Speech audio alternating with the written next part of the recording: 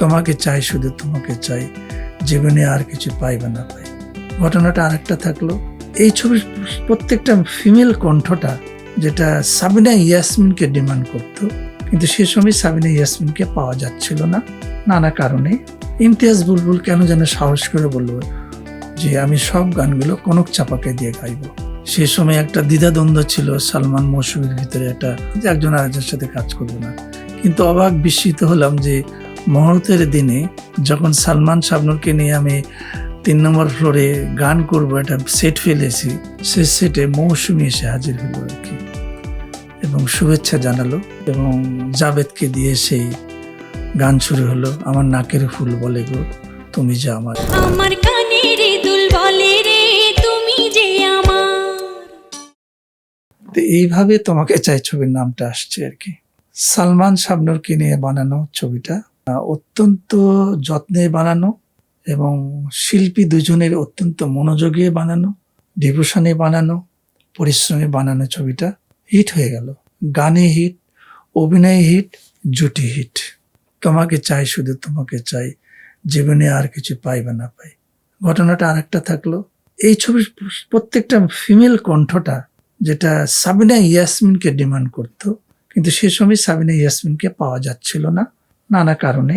ইমতিয়াজ বুলবুল কেন যেন সাহস করে বলল যে আমি সব গানগুলো কনক চাপাকে দিয়ে গাইব। এই কনক চাপা অত্যন্ত পরিশ্রম বলেন, অত্যন্ত মনোযোগে বলেন, প্রত্যেকটা গান সে গিয়েছিল। আমি বলি যদি তোমাকে চাই হিট করার পেছনে কনক চাপার কণ্ঠটাও একটা কাজ করেছে। শাবনূর সাথে তো আমাদের সালমান ছিলই, তাদের কেমিস্ট্রি, তাদের জুটির যে একটা বন্ধন, সবকিছু মিলই তোমাকে চাই, শুধু তোমাকে চাই, জীবনে আর কিছু পাই বা না। ছবি হিট, আজও দর্শক গানটা বারবার গায়। তোমাকে চাই গল্প লেখার পরে গান শুরু হচ্ছে। আর একটা জিনিস আমরা সে সময় কিন্তু একটা ক্রেজ ছিল শাবনাজের সঙ্গে আমাদের যে নাইমের যে একটা জুটি ছিল সেটা যেমন স্পষ্ট ছিল, শাবনূরও তখন এস্টাবলিশড হয়ে গেছে আমাদের সালমানের সাথে স্বপ্নের ঠিকানা ছবিতে আর কি। তো এই জুটিকে নিয়ে তখন প্রযোজকের একটা চিন্তা ছিল যে আমরা এই দুজনকে নিয়ে আমরা তোমাকে চাই ছবিটা বানাবো, এবং আলটিমেটলি এরা দুইজনেই আমার ছবিতে কাজ করে আর, এবং খুবই জাঁকজমকপূর্ণভাবে এটা একটা মুহূর্ত হয়েছিল আমার মনে আছে। সে সময় একটা দ্বিধাদ্বন্দ্ব ছিল সালমান মৌসুমীর ভিতরে, একটা যে একজন আরেকজনের সাথে কাজ করবে না। কিন্তু অবাক বিস্মিত হলাম যে মুহূর্তের দিনে যখন সালমান শাবনূরকে নিয়ে আমি 3 নম্বর ফ্লোরে গান করবো একটা সেট ফেলেছি, সে সেটে মৌসুমী এসে হাজির হলো আর কি, এবং শুভেচ্ছা জানালো, এবং জাবেদকে দিয়ে সেই গান শুরু হলো। আমার নাকের ফুল বলে গো তুমি যে আমার। এই ছবিতে সালমান শাবনূরের যে অভিনয় সেটা তো দর্শক অবশ্যই দেখেছেন বা দেখে থাকবেন। একটা জিনিস বলার ছিল যে সালমান কেন চিরজীবী সত্তায় চলে গেছে আর কি, এটা আমার কাছেও প্রশ্ন আসে মাঝে মাঝে, যে বহু মানুষই তো আসে জগতে, সংসারে বহু শিল্পী তো আসছে, কিন্তু সালমান কেন আজও এত বছর পর, মানে যে সালমান তা একটি মানুষের কাছে প্রিয় ছিল, সে আজকে পিতা হয়ে গেছে, সে পিতার সন্তানের কাছেও যে সালমানকে মানে দেখেনি, সালমানের ছবি দেখে তার ভক্ত হয়, এটা একটা আমি যদি বলি আনকমন একটা ঘটনার ভিতরে পড়ে আর কি। এটা একটা রিসার্চ হওয়ার মতন একটা বিষয় আমি মনে করি আর কি। সিনেমা যারা পড়ে, সিনেমা যারা করে, অথবা সিনেমা যারা ভাবে আর কি। তো আমার যেটা সালমানকে দেখা, বিশেষ করে তোমাকে চাই, তার যে প্রচন্ড ডিভোশন, যদিও ছেলেমেয়ে করতো, যদিও অভিমান করতো, দুষ্টামি করতো, কিন্তু কাজকে সে প্রচন্ড ভালোবাসতো। এই কাজ ভালোবাসে বোধ হয় যে কাজটা দর্শকই দেখে, তার অন্য আচরণগুলো কিন্তু দর্শক পর্দায় দেখে না, বিদায় সালমান এই যে চিরজীবী সত্তায় চলে গেছে মাত্র দর্শকের কাছে।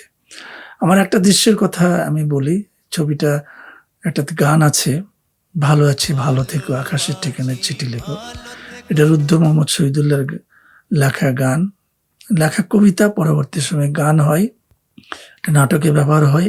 আমরা এটাকে গান হিসাবে নেওয়ার জন্য খুবই চেষ্টা করছিলাম এবং সফল হয়েছিলাম। আজকে নাই আমার বন্ধু অসীম সাহা কবিকে ধরে আমি এটা, তখন তো রুদ্ধ মোহাম্মদ শহীদুল্লাহ তো আমাদের মাঝেও নাই। গানটা তার মার কাছ থেকে আমি নিয়েছিলাম, একটি সুতি শাড়ি দিয়ে, লাল সাদা শাড়ি দিয়ে। যাই হোক, এই গানটিতে শুটিং করছি আমার মনে আছে। আজকে যেটা নিকুঞ্জ আমরা দেখছি, সেটা কিন্তু একসময় কি ছিল, বিশাল পানি, দূরে একটা গ্রাম টুবু টুবু করে ভাসছে। সেই আপনার আর একটা বিষয় ছিল, সেই তাল গাছের নৌকা চড়ে রাস্তা থেকে লোক যেতে আসতো আর কি।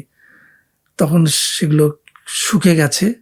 এই জায়গায় একটা শট নেব আমরা। তো এই শট নেওয়ার পরে আর একটা শট ছিল যে গাড়ি ড্রাইভ করবে, সেখানে মেকআপ ম্যান আসেনি।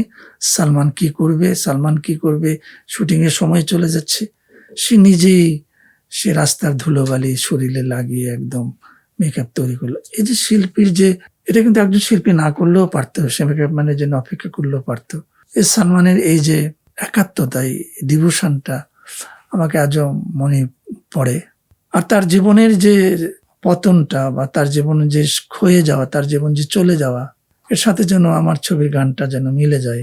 আজও যেন মনে হয় ভালো আছে, ভালো থেকো। ও গাইছে, ওপর থেকে গাইছে আর কি। হয়তো সালমানের এমন কিছু গুণ ছিল, হয়তো সালমানের এমন কিছু অভ্যাস ছিল, হয়তো সালমানের এমন কিছু আচরণ ছিল যেটা দর্শকরা আজও পছন্দ করে, দর্শকের কাছে ভালো লাগে। সালমান চিরদিনে আমাদের স্মৃতিতে থাকবে। আমার একটা ছবি সে সম্পন্ন করেছে, কিন্তু মন মানেনি, সে পারে নাই। সে মাজার যেন বলেছিলাম যে একটু আগে, যে মাজারে যেন মনে হচ্ছিল যে বিধাতার কাছে সে প্রার্থনা করেছিল। তবে একটা জিনিস মনে হয়, মৃত্যুটা যে সে আসবে সালমান মধ্যে আগের থেকে জানতো। কারণ মৃত্যুর আগের দিনে তার ডাবিং ছিল এফডিসিতে। তো সালমান যেখানে থাকে সেখানেই সাংবাদিক আছে, সালমান যেখানে থাকে সেখানে তার পরিচালকরা যায়। এটা সে একটা আড্ডা প্রিয় মানুষ, ভালো লাগে। তো সে ডাবিং করছিল, সম্ভবত হাসমতের ডাবিং করছিল, রেজা হাসমতের। সে ডাবিং করে এসে সবাইকে বলছে যে আমি ভালো হয়ে গেছি, আমাকে নিয়ে কারো কোনো কষ্ট হবে না, আমি খুব ভালো হয়ে গেছি। এই কথাটাকে আমি বারবার চিন্তা করি যে এই শব্দটা কেন উচ্চারণ করেছিল সেদিনে। আমি ভালো হয়ে গেছি, আর কাউকে কষ্ট দেব না।